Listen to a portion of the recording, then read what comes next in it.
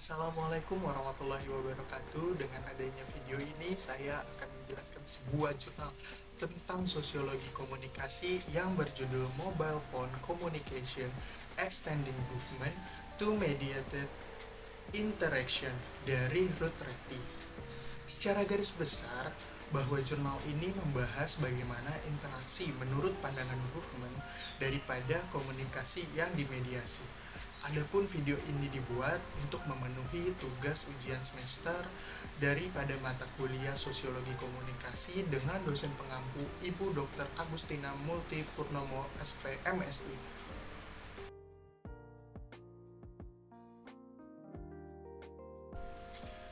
Adapun latar belakang daripada jurnal ini yang dijelaskan bagaimana Huffman menggunakan komunikasi dengan pandangannya melalui interaksi yang dimediasi, serta bagaimana konsep komunikasi tersebut berjalan dengan adanya sebuah tatap muka yang diadaptasi dengan baik melalui interaksi yang dimediasi. Penelitian ini juga mengonseptualisasikan bagaimana panggilan telepon seluler sebagai penemu pertemuan di mana mereka merasakan sebuah hal kebersamaan meskipun tidak ada wujud aslinya, serta komunikasi melalui surat atau pesan teks yang terjadi membuat sebuah penafsiran tertulis dengan interaksi percakapan di telepon memiliki sebuah perbedaan pada interaksi yang terjadi secara langsung bersamaan dan kontak yang dimediasi melalui perantara di mana pelaku tidak berbicara secara langsung.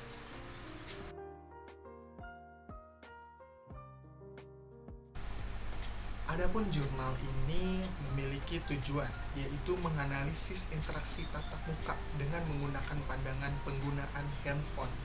Adapun hal itu dibagi menjadi dua bagian, yaitu tahap penjelasan, yang dimana yang pertama mengenai komunikasi yang dimediasi dan membedakan interaksi yang digantikan langsung atau sinkron dan melalui perantara yaitu asinkron. Komunikasi sinkron ini terjadi secara langsung dengan proses berkelanjutan secara terus-menerus, namun tidak dapat melihat pesannya kembali dan waktunya bersamaan antara pengirim dan penerima pesan.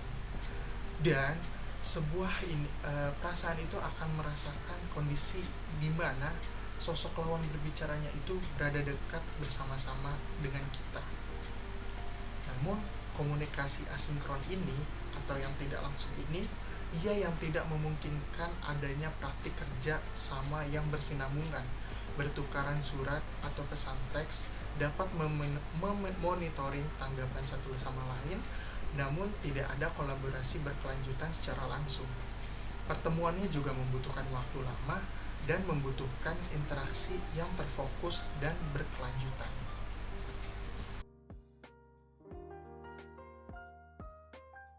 Temuan daripada jurnal ini dapat diketahui dari sebuah penelitian yang mengonseptualisasikan panggilan telepon seluler sebagai pertemuan di mana mereka bisa merasakan kebersamaan.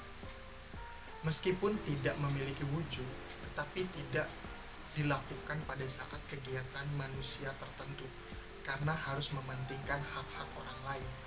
Dan pada sebuah pesan teks, ada perbandingan di antaranya, yakni pesan teks yang dianggap sebagai pesan yang asinkron karena ada beberapa faktor yang tidak merasakan keefektivitasannya untuk menciptakan seharusnya hubungan sosial itu saat berkomunikasi.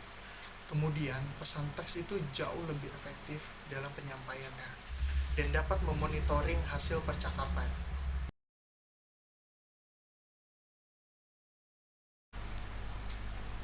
Di sini kita masuk pada pembahasan jurnal, yang dimana jurnal ini mendapatkan sebuah hasil daripada penelitian yang telah dilakukan. Sebuah perbandingan antara panggilan ponsel dan pertukaran pesan teks, di mana perbedaan utamanya dalam panggilan ponsel, mereka merasakan kehadiran lawan bicaranya di sana. Namun, dengan pesan teks, tidak merasakan hal seperti itu. Akan tetapi, sebuah panggilan ponsel sepenuhnya belum mendapatkan interaksi kontak sosial yang sama sebagaimana kita berbicara dua arah saat berkomunikasi. Namun, ada pendapat lain bahwa komunikasi tidak harus melihat satu sama lain. Cukup dengan sebuah teks yang dikirimkan dapat menyampaikan pesan tanpa merasakan kedekatan, atau berbicara dengan penerima pesan dalam sebuah pesan teks juga dapat dilakukan alternatifnya, yaitu karena ada beberapa kegiatan tertentu tidaklah semua kondisi dapat menerima panggilan ponsel. Kemudian ada interaksi yang dimediasi dan tatap muka secara bersamaan, yaitu merupakan sebuah panggilan yang sering digunakan secara bebas serta dapat mencakup interaksi dan mediasi dengan bersamaan. Tidak pelaku saja yang dapat terlibat dalam hal ini, namun sekitar pelaku pun atau lingkungan pelaku pun dapat ikut terlibat juga. Media telepon sudah menggantikan sebuah pertemuan. Telepon juga dapat menerima di tempat umum, namun tidak saat pada kondisi terfokus tertentu, di mana melihat sebuah kondisi kegiatan yang mengedepankan norma kesopanan dalam bertelepon. SMS atau pesan teks dapat mengalihkan perhatian interaksi tatap muka, tetapi membutuhkan perhatian sesekali saja, sehingga tidak terlalu mengganggu interaksi yang sedang berlangsung. Lalu, presentasi diri dalam interaksi yang dimediasi. Bagi Goffman, ekspresi yang dikeluarkan kurang dapat dikontrol dan dianggap jauh lebih terbuka. Ekspresi juga dianggap memberikan sinyal, nuansa yang ditangkap atau ditemukan. Seseorang dapat menangkap lebih banyak respon langsung atau terbuka ini, merujuk pada presentasi diri seperti kita dilihat sedemikian rupa, tetapi tidak selalu dengan apa adanya atau yang bisa dikesan sebagai menipu. Dalam panggilan telepon, ada kinerja diri yang terus-menerus dengan berusaha apa yang diberikan dan memperhitungkan segalanya. SMS merupakan asinkronasi, membuat lebih mudah untuk mengontrol ekspresi yang diberikan, sehingga dianggap kurang mengungkapkan diri di balik presentasi. Hal ini bermanfaat saat interaksional, mengurangi pengungkapan diri dan potensi memalukan diri di dalam hubungan baru. Lalu ada batas-batas sinkronisasi.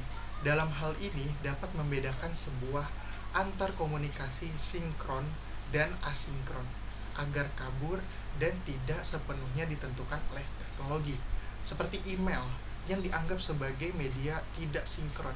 Banyak penggunanya yang mengakses email hanya sebatas waktu tertentu dan potensi umpan baliknya itu butuh beberapa waktu. Berbeda dengan SMS yang dianggap sinkron karena kebanyakan orang menggunakannya dan memungkinkan cepat dibalas atau mendapatkan umpan baliknya. Contoh, ini mendukung media sinkron dan asinkron, tetapi menunjukkan persepsi media sinkron itu bergantung pada harapan umpan balik yang segera dan terfokus. Kesimpulannya adalah interaksi tatap muka dapat diadaptasi dengan interaksi yang dimediasi. Komunikasi berhubungan memberikan pertemuan terfokus dengan analisis situasional, tetapi tidak dengan asinkron. Akan tetapi, sinkronisasi bukan hanya sebuah teknis, tetapi juga bergantung pada harapan sosial yang akan mendapatkan sebuah feedback dan perhatian terfokus dan berkelanjutan. Komunikasi yang dimediasi memperumit interaksi, karena pertemuannya dapat mencakup interaksi yang dimediasi dan tatap muka. Dengan perkembangan dan penggunaan teknologi komunikasi yang cepat, individu semakin terlibat dalam interaksi tatap muka dan memediasikan secara bersamaan. Cukup sekian penjelasan jurnal sosiologi komunikasi dari saya, kurang lebihnya mohon maaf. Mohon maaf jika ada kesalahan kata. Wabillahi taufiq wal hidayah. Wassalamualaikum warahmatullahi wabarakatuh.